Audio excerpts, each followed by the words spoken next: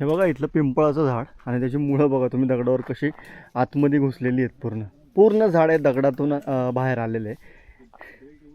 भन्नाट यार हा व्ह्यू आहे. आणि बघा आता आम्ही ऑलमोस्ट अर्ध्यात आलेलो आहे आणि असंच ह्या वाटेने पुढे निघालेलो आहे.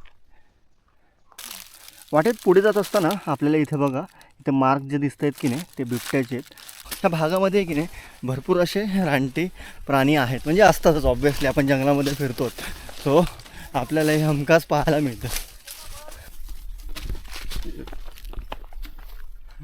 अरे हा आपण जे उतरून आलो की नाही ते बघा ना आता पाठीमागे तुम्हाला ती नाळं दिसते, त्या नाळ्यातनं आपण उतरून आलो. पोरांड्याचं दार.